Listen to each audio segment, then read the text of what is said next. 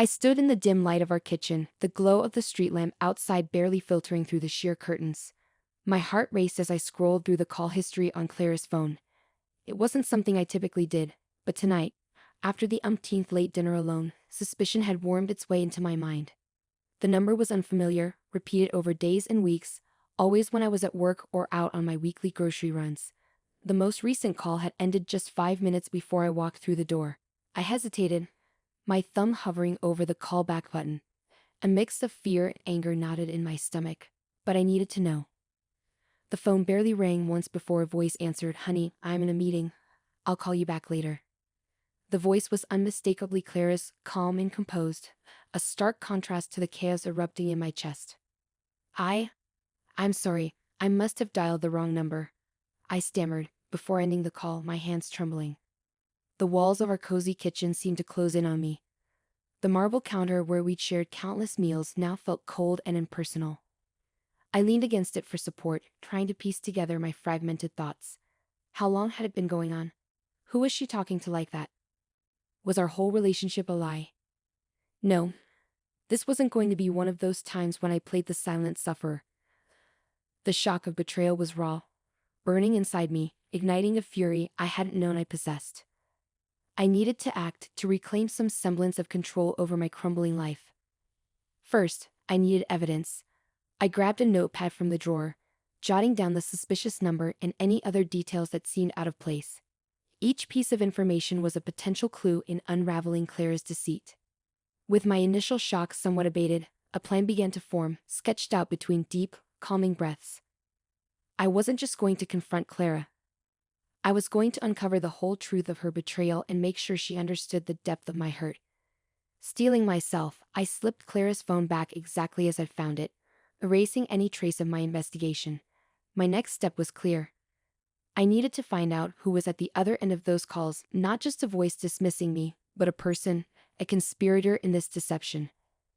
As I prepared to leave the house, I caught my reflection in the hallway mirror. The determined look in my eyes was new, hardened by resolve. "This is not the end," I whispered to myself. "It's just the beginning." Clara would be home soon, and I would be ready. With every step I took away from the house, my plan took shape. I was no detective, but I knew about betrayal, about secrets. I was going to use that knowledge to my advantage. Tonight was just the first chapter in my quest for truth, and by the end, I intended to close this book for good. The cool evening breeze nipped at my skin as I sat in my car, parked just down the street from a quaint, inconspicuous cafe. This was where the number traced back to, a local spot Clara often mentioned for its excellent coffee and cozy ambience. Today, it would be the setting for a different kind of meeting. My heart pounded with a mix of nerves and excitement. Today, I'd either confirm my suspicions or catch Clara in an outright lie. I checked my watch. It was nearly time. From my vantage point, I had a clear view of the cafe's entrance. I fiddled with the tiny digital recorder I'd bought on a whim, now feeling more like a spy than ever. It was tucked securely in my pocket, ready to capture any Danny admissions. A figure approached the cafe and my breath hitched. It wasn't Clara, but a man, roughly in his 30s, smartly dressed, exuding a confident air. He looked around before disappearing inside. Was he the one? My gut churned with anticipation. Minutes dragged by like hours until another figure appeared, Clara. My heart sank. She glanced around nervously before heading in, her posture tense. I waited a few more agonizing moments before following. Inside, the cafe buzzed with the murmur of conversations and the clink of coffee cups. I spotted them tucked away in a corner, their heads close together, talking earnestly. I slipped into a nearby seat, my recorder now subtly positioned in my purse.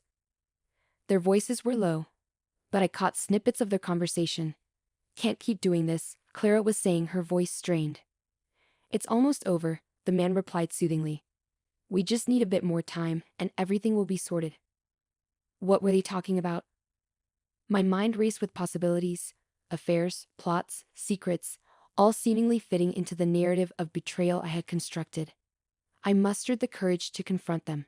Standing, I walked straight to their table, my legs trembling but my resolve firm. "Clara," I said, my voice louder than intended, drawing a few curious glances from other patrons. Clara looked up, startled, her expression morphing into one of guilt.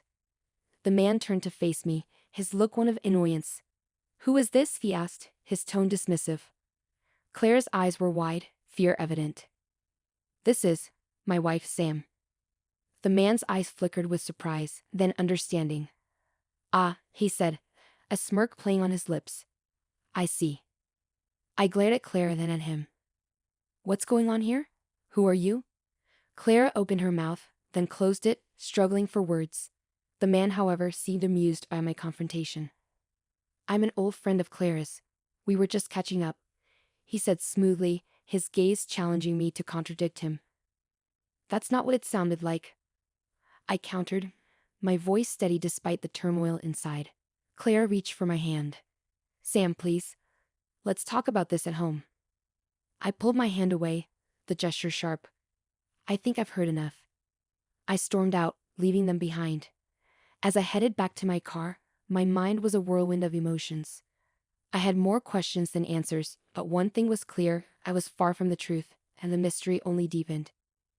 Tonight hadn't given me the clarity I sought, but it had fueled a new determination. I would uncover the truth, no matter what it took. The game had just begun, and I was playing for keeps. The drive home was a blur of red taillights and muffled radio tunes, each mile stretching longer under the weight of my tumultuous thoughts. By the time I pulled into the driveway, the last vestiges of daylight had slipped away, leaving only the harsh glow of our porch light to welcome me. Inside, the house was silent, unnervingly so. Clara hadn't come home yet, or if she had, she was doing a stellar job of avoiding me. My phone buzzed, a text from Clara. "I'm staying at Lisa's tonight. We need space to think." Lisa, her ever-sympathetic friend, would no doubt provide the perfect echo chamber for Clara's version of events. Anger simmered within me, but beneath that, a strategic calm began to take root. I needed allies, and I needed information. That man, Clara's so-called old friend, was my next target. I rummaged through the notes I had scribbled earlier. His name was Evan, according to what little Clara had let slip during their hushed conversation. A plan formed as I booted up my laptop and started digging. Social media profiles, LinkedIn, any public records, anything that could tell me who Evan really was. The process was painstaking and slow, fueled by coffee and sheer willpower. Around midnight, a breakthrough, a match on a Facebook profile. Evan Richardson, a consultant with ties to various tech companies, many of which had indirect dealings with my own workplace. This connection could be incidental, or it could be the thread I needed to pull. Before I could second-guess myself, I composed a message to Evan, cloaking my inquiry in casual curiosity. To my surprise, he replied almost immediately, his message tinged with a familiarity that rankled. "Sam, right? Claire mentioned you might be reaching out. How can I help?" His prompt response was an opening. "I think we got off on the wrong foot earlier," I typed back. "Maybe we can meet for coffee? Clear the air?" "Sure. Tomorrow at the Bluebird Cafe, 10 a.m., he proposed. "See you there," I confirmed, a knot forming in my stomach. Was I walking into a trap? Or was this my chance to peel back the layers of Clara's deceit? The next morning found me at the Bluebird Cafe, a quaint little spot with mismatched chairs and a bell that jingled cheerfully every time the door opened. I chose a table with a good view of the entrance and waited, my leg bouncing nervously under the table. Evan arrived punctually, his demeanor relaxed as he greeted me with a nod. "Sam, thanks for meeting me." I nodded, keeping my expression neutral. "Evan, thanks for coming." We ordered coffee, and once we were alone again, I decided to dive right in. "So, how long have you known Clara?" I asked, watching his face closely. "Few years now," Evan replied, stirring his coffee absent-mindedly. "We worked on a project together. Kept in touch since. And these meetings you have, they're just friendly catch-ups?" My tone was light, but my gaze was sharp. Evan met my eyes, a flicker of something. Was it guilt? Passing over his features. "Look, Sam. I think there's been a misunderstanding." "Oh?" I leaned forward, interest piqued. Evan sighed, setting down his spoon with a clink. "It's not what you think. Clara's not cheating on you, at least not in the way you think." I frowned, confusion mingling with my frustration. "What does that mean?" He hesitated, then seemed to make a decision.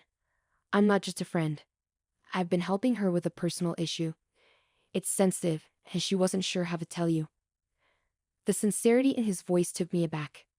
If you're telling the truth, why wouldn't she just say so? Because it's complicated, Evan replied, his voice low. And she's scared of how you'll react.